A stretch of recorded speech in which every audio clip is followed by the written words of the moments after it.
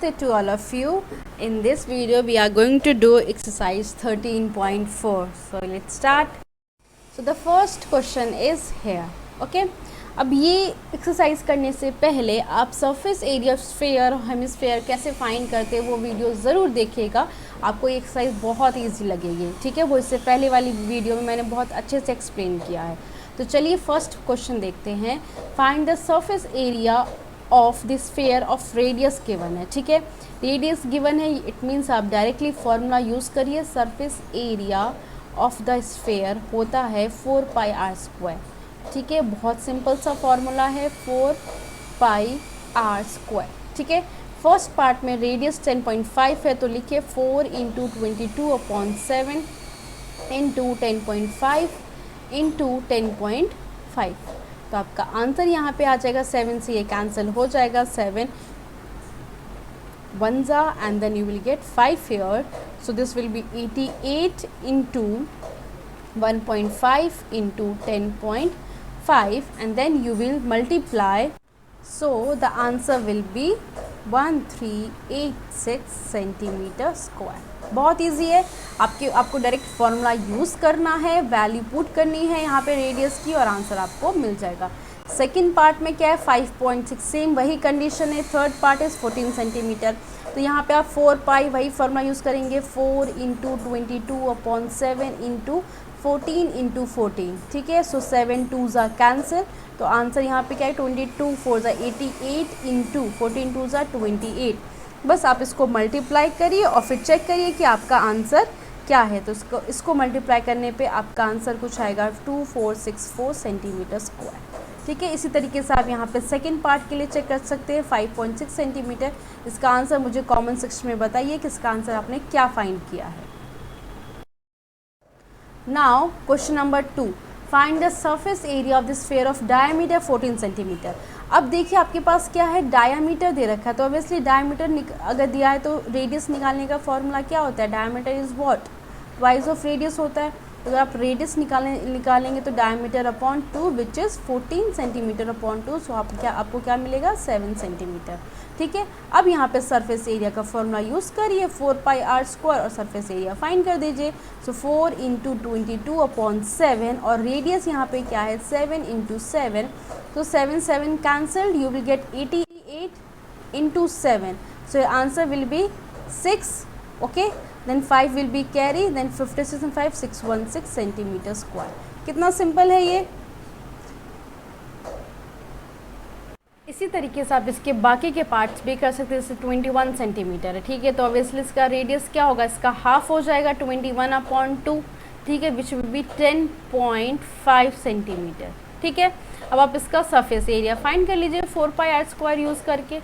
ठीक है, और इसका आंसर क्या होगा मुझे कमेंट सेक्शन में बताइए. आप थर्ड पार्ट का भी आंसर बताइए और इसको मल्टीप्लाई करिए. बहुत इजी है ये. Now see question number 3. Find total surface area of hemisphere of radius 10 centimetre. और इसमें आपको पाई ये यूज़ करना है, ऑलरेडी क्वेश्चन में आपको बताया गया है. तो टोटल सरफेस एरिया हेमिस्फीयर का आप सबको पता होगा, दैट इज़ 3π². अगर नहीं पता है तो आप इसके पहले वाली वीडियो ज़रूर देखिए, उसमें बहुत अच्छे से मैंने एक्सप्लेन किया है कि 3πr² क्यों होता है. ठीक है, अब देखिए इसमें रेडियस दिया हुआ है तो आपको कुछ भी एक्स्ट्रा फाइंड करने की ज़रूरत नहीं है, just put the values. So after multiplication आपको यहाँ पे क्या मिलेगा 3 × 314.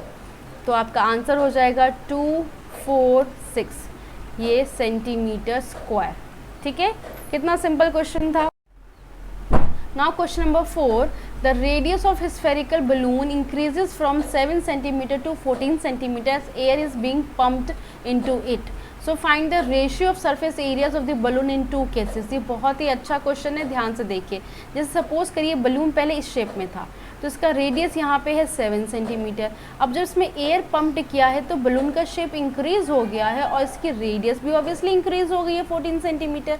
तो हमें क्या बताना, हमें इन दोनों के सरफेस एरियाज़ की रेशियो बतानी है, ratios of their surface areas. ठीक है, तो लेट्स सपोज करिए ये आपका सरफेस एरिया 1 है और ये सरफेस एरिया 2 होगा इस बलून का.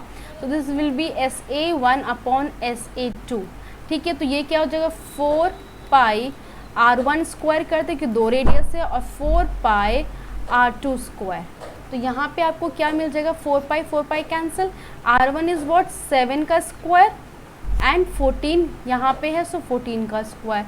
तो आप इसको सिंप्लीफाई करके इसको पहले फिर मल्टीप्लाई भी कर सकते हैं इस तरीके से, क्योंकि 7 स्क्वायर मीन 7 इंटू 7, 14 इंटू 14, तो 7 2 ज़ा, so you will get 1/4 which is 1:4।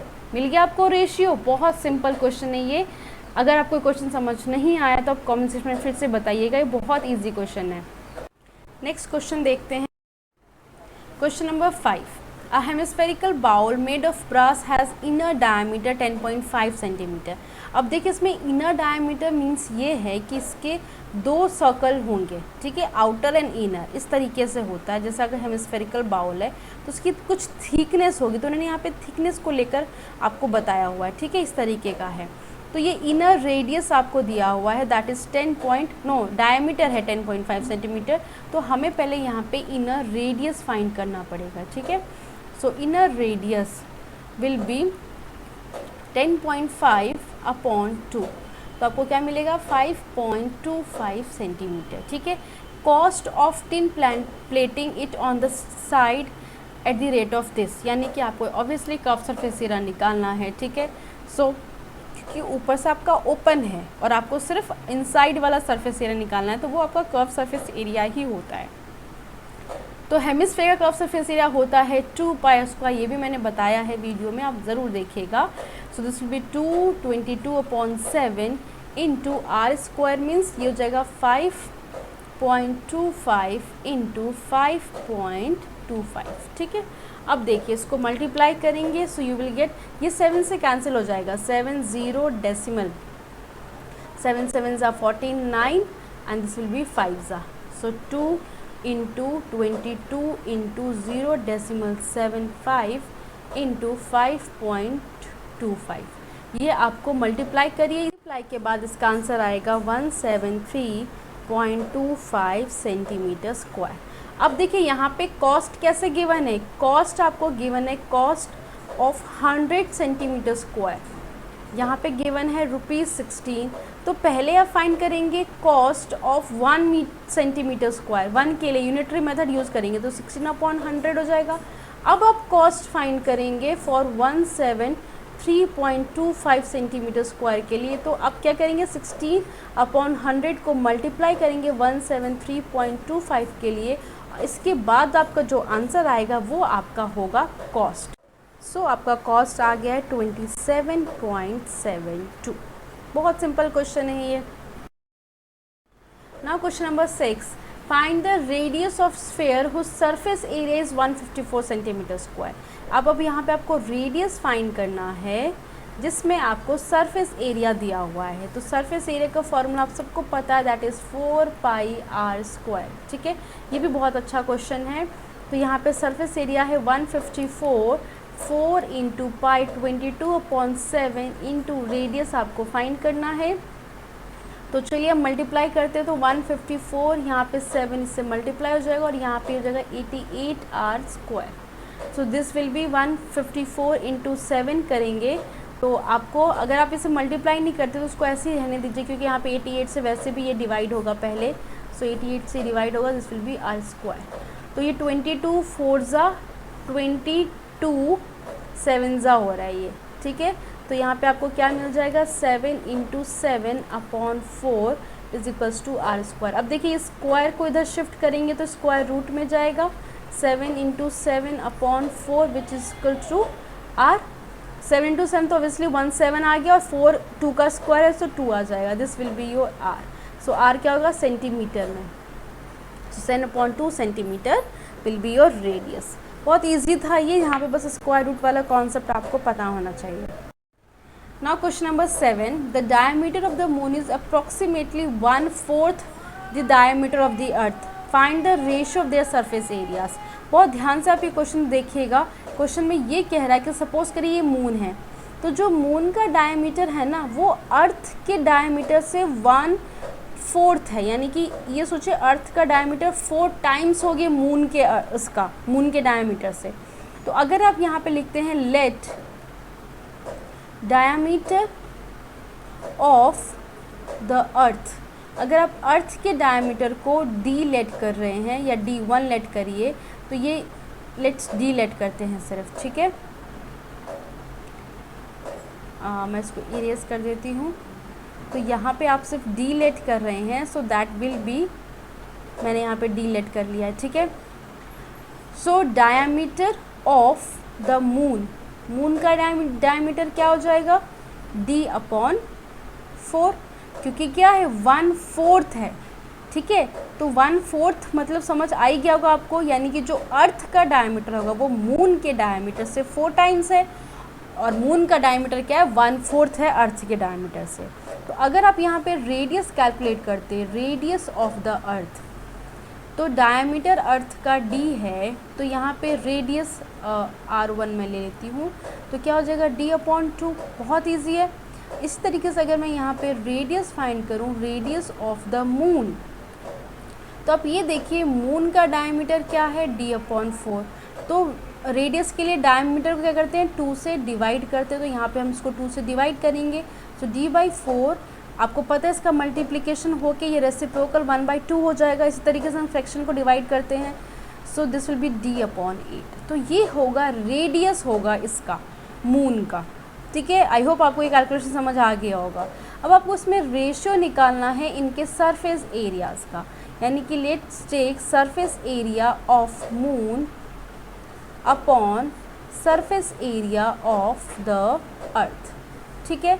So this will be 4 pi R1 square, not it's R2, क्योंकि मून का क्या है R2 है, and this will be 4 pi R1 square, 4 pi cancel, R1 यहाँ पे क्या है R2 D/8 का होल स्क्वायर, और इसको डिवाइड करना है R1 यहाँ पे क्या है D/2 का होल स्क्वायर। अब दोनों का आंसर क्या होगा D²/64 डिवाइडेड बाई D²/4। अब देखिए डिवाइड है तो आपको पता है यहाँ पे इसका रेसिप्रोकल लिखेंगे, D²/64 इंटू 4/D² हो जाएगा, ठीक है। ये कैलकुलेशन तो आप सबको आता ही होगा, कैसे आप यहाँ पे इसको डिवाइड करते हो फ्रैक्शन को, तो ये कैंसिल हो जाए D², 4 1 एंड 4 16, तो बेसिकली आंसर क्या है 1/16, विच मीन्स 1:16। तो ये आपकी रेशियो आ गई इनके सरफेस एरियाज़ की। बहुत इजी क्वेश्चन है, अगर कोई कन्फ्यूजन है इसमें तो आप मुझे कमेंट सेक्शन में बताइए। Now question number 8. A hemispherical bowl is made up of steel 0.25 cm thick. The inner radius of the bowl is 5 cm. Find the outer curved surface area. अब देखिए हेमिस्फेरिकल बाउल, एक ऐसा question पहले भी था कि मैंने आपको जिसमें बताया था आपके पास 2 सर्कल होगा, एक इनर रेडियस वाला, एक आउटर रेडियस का। तो इसमें आपको थिकनेस भी दी हुई है, ठीक है। तो उसे कैसे यूज़ करेंगे, इनर, यहाँ पे देखिए इनर रेडियस ये है, थिकनेस ये होती है, तो अगर दोनों को ऐड करोगे तो आपको ऑब्वियसली आउटर रेडियस मिल रहा है, तो आपको यहाँ पे यही करना है, क्योंकि आपको आउटर कर्व सरफेस एरिया के लिए आपको आउटर रेडियस चाहिए, और जो आउटर रेडियस गिवन नहीं है, तो वो कैसे फाइंड करेंगे, जो थिकनेस है 0.25 सेंटीमीटर को ऐड करेंगे 5 सेंटीमीटर के साथ, तो आपका आंसर आ जाएगा 5.25 सेंटीमीटर। मिल गया आउटर रेडियस। अब outer curve surface area find कर लीजिए।